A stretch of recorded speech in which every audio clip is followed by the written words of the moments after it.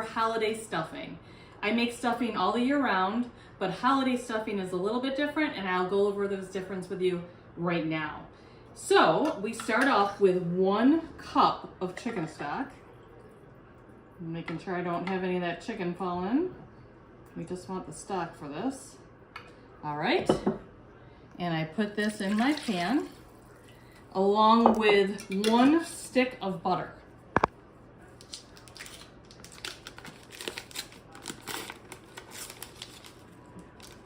Make sure I don't have any of that wrapper left on there.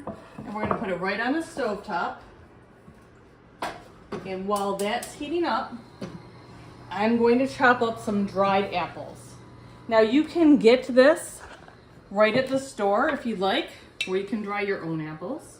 We have our own apple trees here on the farm, so we dry our own. All I do is I slice them, I core them and slice them. I leave the peels on, so it's kind of an easy process. I just rough chop them, it doesn't really matter. I just want there to be some apple in there.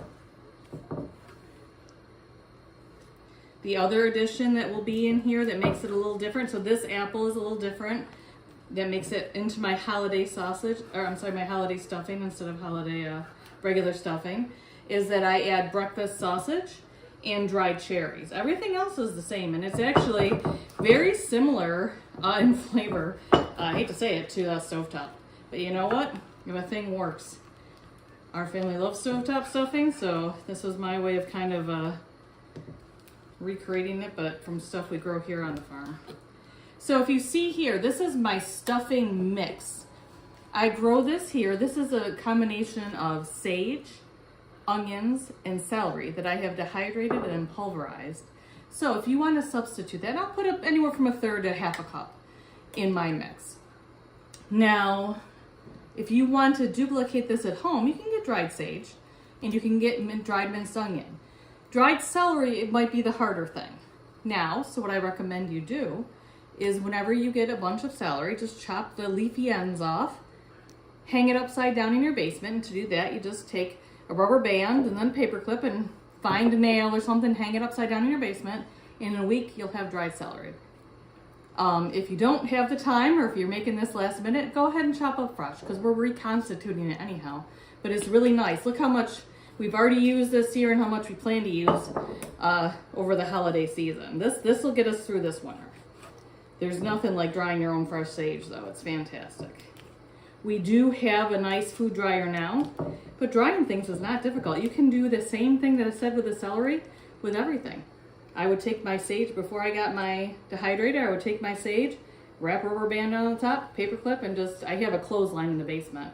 So in the summer, while I'm hanging stuff outside, I have that clothesline's available, I would just hang stuff down there.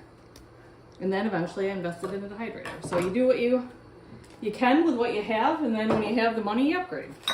That's how that works. All right, so now we're gonna wait a minute, and I'll be back in just a minute when this is boiling, and I'll see you in the next step. See you in a minute. All right, so the chicken stock boiled, and this is when I'm going to put in my mix. I'm kind of, because I want to make sure no steam gets in here, because I'm planning on using this later. So 1/3 cup of that goes in. I'm also going to put in my apples. So if you're doing it at home, about 1/2 cup of dried apples is what you're going to want. And about the same thing for the dried cherries. So in that goes, I'm going to stir that around, and then in goes about 1/2 pound of, I use croutons if you want to get the bag, which I did here. This is just bag croutons. I like butter garlic, but you can use homemade croutons. There are times I do that. There's times I do the bag. It depends on, this can be as easy or as complicated as you want it to be. And I put the lid on. I'm going to let that set for about 5 minutes. But if you want to make your own croutons, you just take some, I like sourdough bread, but ciabatta is very nice as well. You just chop it into crouton-sized pieces, toss it in some olive oil, chopped up garlic, salt, and pepper, and then throw it in your oven at a low temperature until it's nice and dry and crispy, which really, when you think about it, stuffing, that's all it is dried bread. And what is a crouton but dried bread? And it has extra flavor. So that's kind of one of my secrets, is croutons. So if I was not going to be, if this was regular stuffing, not my holiday stuffing, and I was in a hurry, I would just do 1 cup of my chicken stock, 1 stick of butter, a third cup of my mix, and a bag of croutons. And I would have stuffing in 5 minutes. Now with this, I'm going to mix in, this is breakfast sausage. I picked a really fatty sage breakfast sausage that I'm going to mix in with this. Now, sometimes I cook the sausage, sometimes I have it be raw. I cook it if I'm cooking this alongside of a bird, where I can take some of those drippings from the bird and drizzle it over the stuffing as it's cooking. If I'm doing it today, like I'm doing today, I'm not cooking alongside of a bird. We're doing this with pork chops that I have a cast iron skillet I'm cooking on top of the stove. So I'm not going to have those beautiful drippings. So I want to do it raw. So this will be self-basting as it cooks. So again, this is very flexible, depends on what you're doing. But I always do the breakfast sausage. I just like the sage. Now, would it be wrong to do Polish or Italian? Of course not. You do whatever works for you, but I like to kind of accent that sage flavor. So we're gonna wait about 5 minutes while this perks and rehydrates all those apples and cherries and puts a little life back in my croutons. And then I'll show you how I mix it with the sausage and put it in the oven. See you back here in 5. All right, so it's been 5 minutes. It's all rehydrated. I'm gonna stir in my raw sausage. And I'm just gonna get my hands in there because I want it to break up into little bits.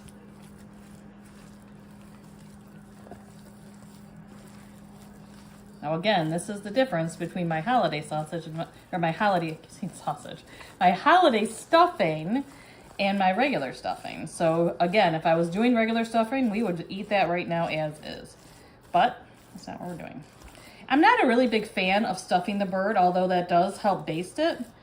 I like it alongside where I can kind of spoon up the drippings and just pour it over top. All right, let me just wash up my hands and then we'll put that right in that bowl.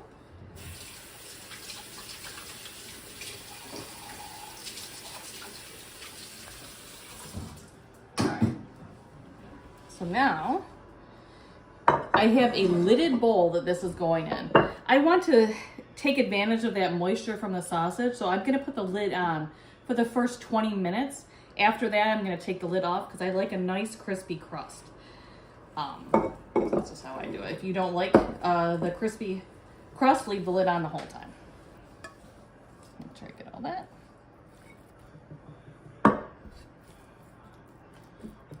There we go. All right, into the oven it will go for 20 minutes. I already have some scones going in there, so this will join them. So 20 minutes, and then I will take the lid off.